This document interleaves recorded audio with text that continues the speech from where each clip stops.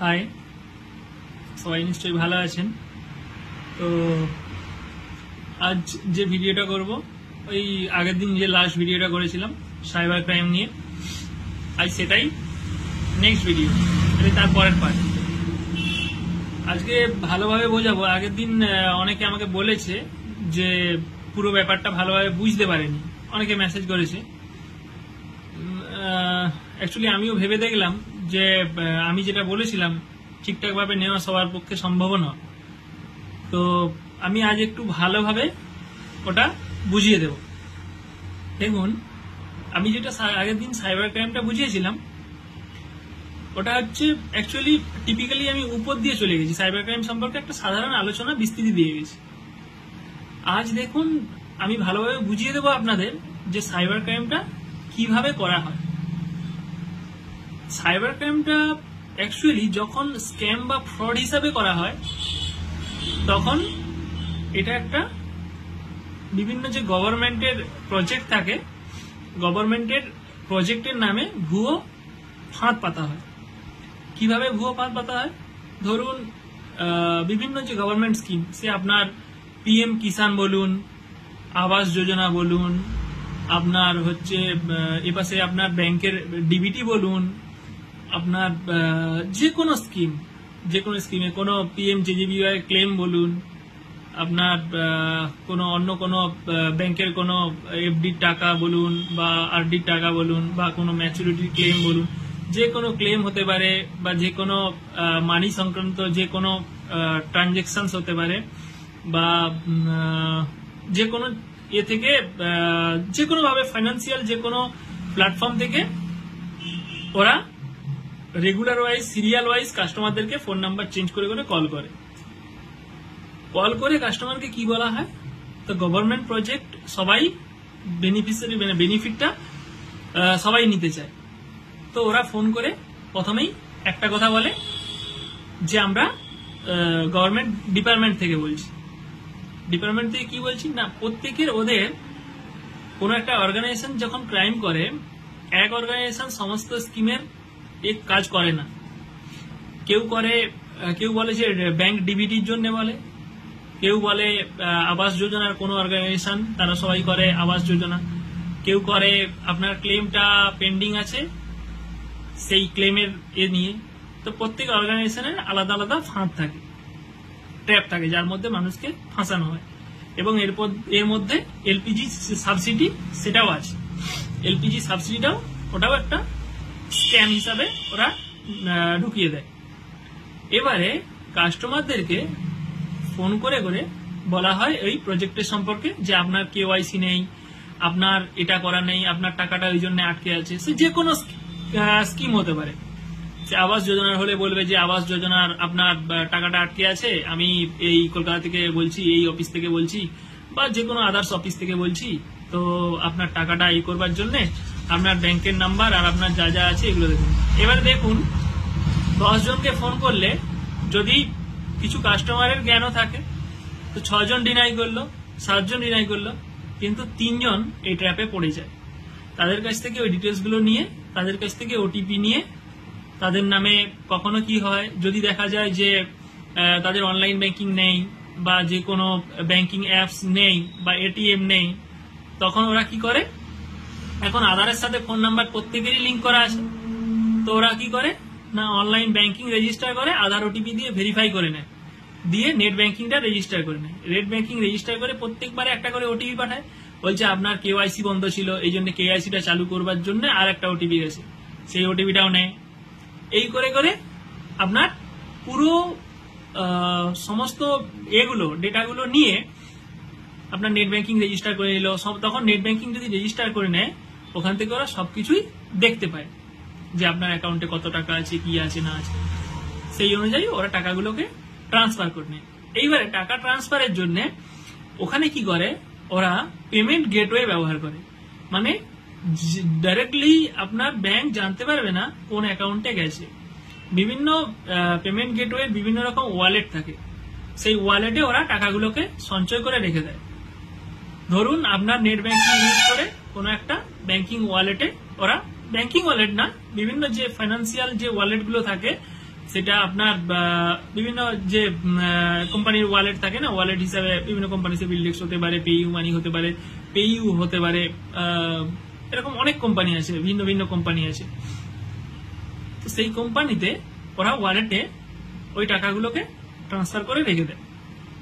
আপনার কাছ থেকে ডেবিট হয়ে গেল, আপনি তো ফাঁদে পড়ে গেলেন, ঠিক আছে। এবারে ওই 10 যদি ধরুন 100টা এরকম সাইবার ক্রাইম ফ্রড হয়, তার মধ্যে 90 জন পাবলিক জানেই না যে এটা আমি কেস করলে, সাইবার ক্রাইমে কমপ্লেন করলে, এবং কমপ্লেনটা যদি 24 ঘন্টার মধ্যে ঠিকঠাক ভাবে করা হয়, সেই কমপ্লেনের 80%-এর উপরে চান্স থাকে টাকাটা ফেরত পাওয়ার। সেকেন্ডলি, যদি কখনো ভুল করে কাউকে এরকম টাকা পাঠিয়েও দেওয়া হয়, কোনো যদি ইউপিআই ট্রানজেকশন করা হয়, গভর্নমেন্টের এনপিসিআই এর যে ওয়েবসাইট আছে, ওই ওয়েবসাইটে গিয়ে ইউপিআই টার্নব্যাকের জন্য রিকোয়েস্ট রেজ করা যায়, ঠিক আছে। সেটাও হচ্ছে ওখান থেকে করা যায়। গভর্নমেন্ট প্রত্যেকটা ভুলের জন্য প্রত্যেকটার কিন্তু একটা করে সলিউশন দিয়ে রেখেছে, কিন্তু সাধারণ মানুষ জানেই না যে, হয়তো কিছু কিছু ব্যক্তি জানেন, কিন্তু সবার ক্ষেত্রে সবকিছু জানাটা সম্ভব নয়।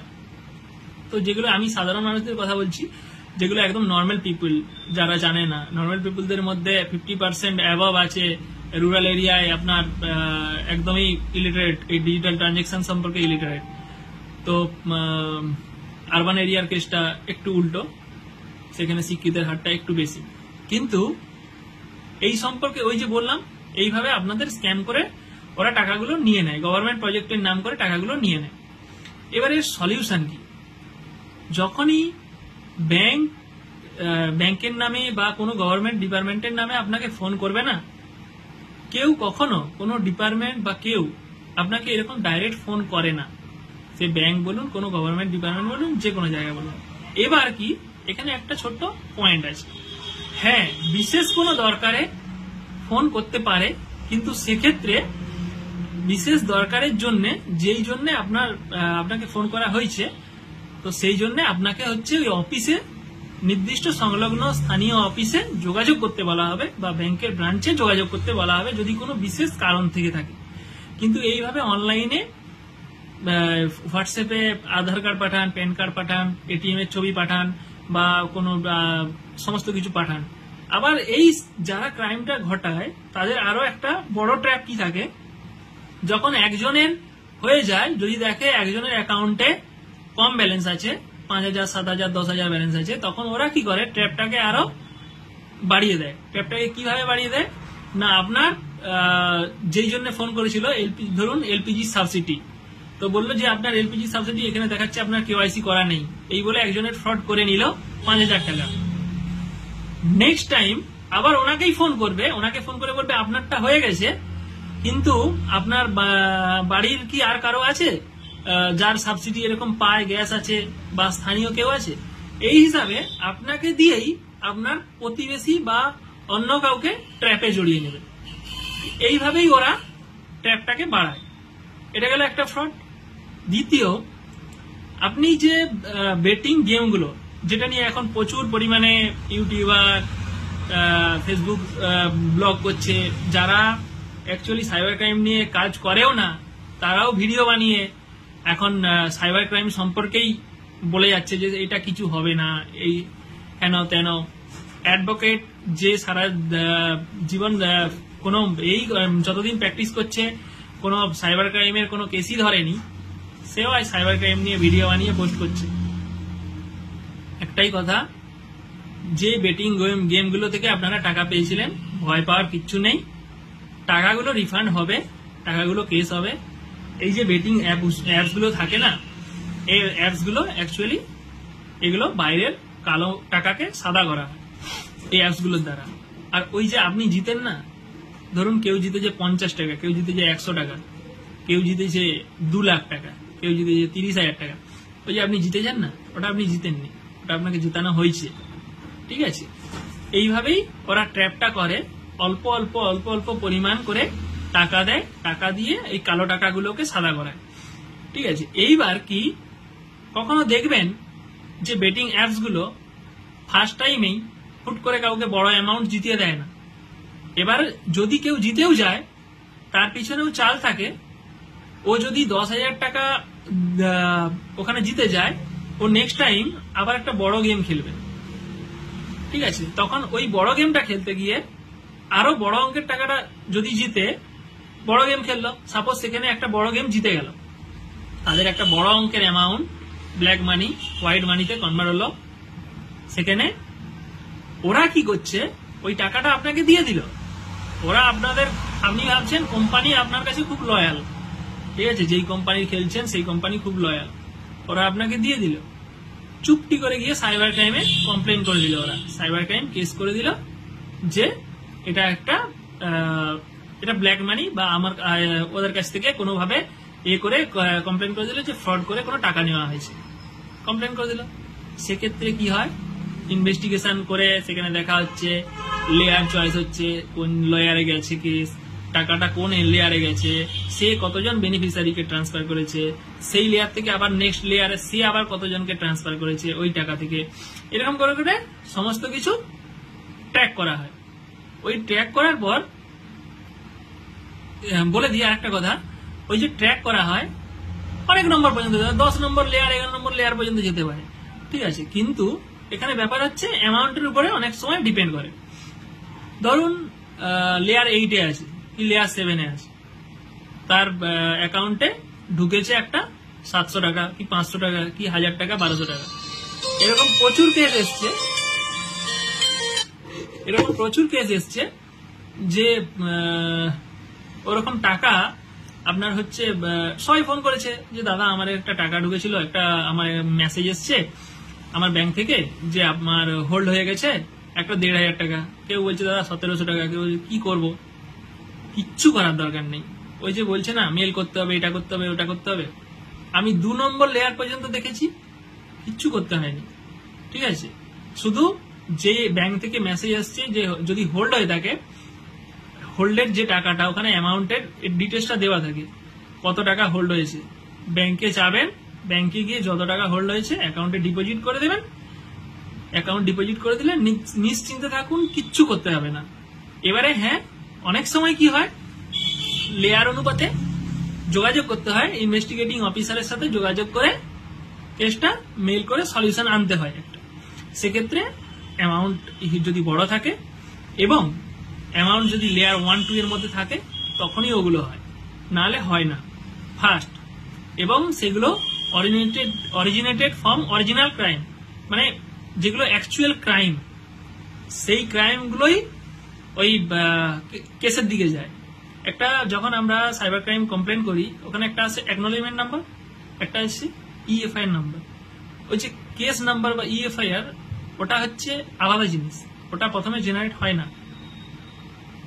যদি কোনো কেস, ধরুন একটা সেকেন্ড লেয়ারের কেস, হোল্ডিং অ্যামাউন্ট ওরা পেল না, ওই অ্যাকাউন্টের ট্রানজাকশন হয় না, যত টাকা হোল্ডের জন্য ওরা পাঠিয়েছিল 11,000-12,000 টাকা হোল্ড, তো ওই অ্যাকাউন্টে অ্যামাউন্টটা পেল না, তখন কি হয়, তাদেরকে ইন্টিমেশন পাঠানো হয়।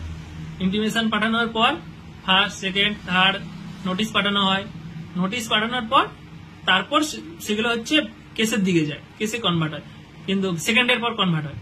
কিন্তু প্রথমে ইএফআইআর বা এফআইআর নাম্বার বা কেস নাম্বার এগুলো জেনারেট হয় না, ভয় পাওয়ার কিচ্ছু নেই। অ্যাকাউন্টে হোল্ডিং অ্যামাউন্ট রেখে দেবেন, যত টাকার অ্যামাউন্ট হোল্ডিং অ্যামাউন্ট রেখে দেবেন। কারো অ্যাকাউন্টে যদি বেশি টাকা থাকে, অ্যাকাউন্ট যদি হোল্ডিং হয়ে যায়, তা বলে এটা নয় যে আপনি অ্যাকাউন্ট ব্যবহার করতে পারবেন না, ঠিক আছে। অ্যাকাউন্ট ফ্রিজ হয়ে যাওয়া আলাদা, হোল্ডিং অ্যামাউন্ট অ্যাকাউন্ট এগুলো আলাদা। হোল্ডিং হয়ে গেলে ভয় পাওয়ার কিচ্ছু নেই। আর অ্যাকাউন্ট ফ্রিজ করে দিয়ে, যেগুলো অ্যাকাউন্ট ফ্রিজ করে দেওয়া হয় সেগুলো সলিউশন আনা যায়। সেগুলো কি করতে হয়, যতটা পরিমাণ অ্যামাউন্ট করা আছে ওখানে আপনার পেশ হয়েছে, যতটা পরিমাণ অ্যামাউন্টের জন্য, সেই পরিমাণ অ্যামাউন্টটা অ্যাকাউন্টের মধ্যে রেখে বাকি টাকা মেল করে ইনভেস্টিগেটিং অফিসারের সাথে ক্লিয়ার করে কেসটা, ওই টাকা বাকি টাকা তুলে নেওয়া যায়। অ্যাকাউন্টটা ওরা আনফ্রিজ করে দেয়, আনফ্রিজ করে দিলে বাকি টাকাটা আপনি তুলে নিতে পারেন। শুধু সেই যেই অ্যামাউন্টের জন্য কেসটা হয়েছে সেই অ্যামাউন্টটা অ্যাকাউন্টে রেখে দিতে হবে। এটা গেল। আর এইসব নিয়ে কোনো চিন্তার মাথা ঘামানোর দরকার নেই।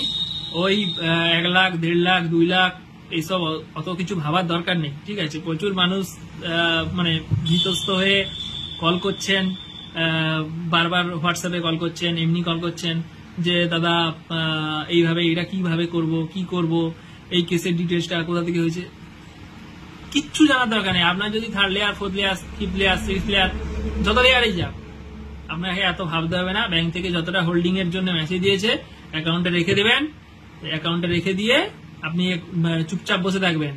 যদি সেরকম কিছু হয় আপনাকে ইনভেস্টিগেটিং ডিপার্টমেন্ট থেকে ফোন করা হবে, বা আপনি যদি ওই টাকাটা আপনার যদি সামর্থ্য না থাকে, কোনো একটা হিউজ অ্যামাউন্ট ভরার সামর্থ্য যদি না থেকে থাকে, সেই অ্যামাউন্ট খরচ করে দিয়েছেন, তখনই একমাত্র আপনি ডিরেক্টলি নিজে থেকে ইনভেস্টিগেটিং অফিসারের সাথে যোগাযোগ করবেন এবং যোগাযোগ করে আপনি মেল করে তাড়াতাড়ি কেসটা তুলে নেওয়ার চেষ্টা করবেন।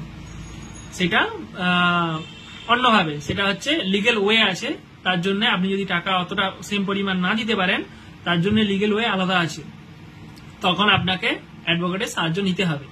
কিন্তু আপনার যদি কেস হয়, ছোট পরিমাণ অ্যামাউন্টের জন্য কেস হয় বা হোল্ডিং হয় অ্যাকাউন্ট, সেগুলোতে ভয় পাওয়ার কিছু নেই।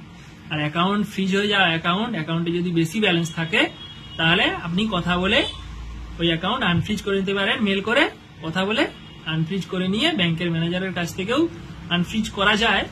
ওটা ওকেশনালি ইনভেস্টিগেটিং অফিসার এবং ব্যাংক ম্যানেজার দুজনের সাথে একটা ভালো মিট করিয়ে কনভারসেশন হওয়ার পর তারপর ওটা করা যায়, ব্যাংক অ্যাকাউন্ট আনফ্রিজ করা যায়। এবং যত টাকার জন্য ওটা ফ্রিজ হয়েছিল, যেই অ্যামাউন্টের জন্য কেসটা হয়েছিল, ওই অ্যামাউন্টটা বাদ দিয়ে বাকি টাকা ক্যাশে তুলে নিতে হয়, ওই অ্যাকাউন্ট থেকে ক্যাশে তুলে নিতে পারে, ঠিক আছে। ভয় পাওয়ার কিচ্ছু নেই এইসব নিয়ে। তবে একটাকে, বেটিং গেম থেকে যতটা পারবেন অ্যাভয়েড করবেন। বেটিং গেম কখনোই খেলতে যাবেন না। এই যে অনলাইন গেমগুলো যেগুলো থেকে পেমেন্ট পাওয়া যায়, সেই পেমেন্টগুলো সবসময় ব্ল্যাক মানিকে হোয়াইট মানি কনভার্সনের একটা রূপ। এখানে কি হয় না, ওদেরকে সরাসরি গভর্নমেন্টকে কোনো আলাদা করে ট্যাক্স দিতে হয় না, ট্যাক্স ছাড় পায়, গভর্নমেন্টকে কোনো ট্যাক্স দিতে হয় না। তো সেই ক্ষেত্রে ওরা এই রাস্তাটা ইউজ করে সবসময় চেষ্টা করে যে টাকা বাঁচানোর জন্য খুব সহজেই ব্ল্যাক মানিটা হোয়াইট মানিতে কনভার্ট হয়ে যায়। ধন্যবাদ। এরপরে আবার ভিডিও বানাবো। আপনাদের যদি কোনো আরো কিছু জানার থাকে আপনারা বলবেন, সে মেসেজে হোক, ফোনে হোক, আমার এতে হোয়াটসঅ্যাপে হোক, যে কোনো জায়গায় বলবেন বা কমেন্ট করেও জানাতে পারেন। আমি সবসময় আছি আপনাদের পাশে। আর অবশ্যই ভিডিওগুলো একটু লাইক কমেন্ট করে পাশে থাকবেন। আর আমি লাইভে আসবো কিছুদিন পর থেকে, আমি লাইভে আসবো, আপনারা সবাই থাকবেন, একসাথে আনন্দ করা হবে, মজা করা হবে। সবাই ভালো থাকবেন, ধন্যবাদ।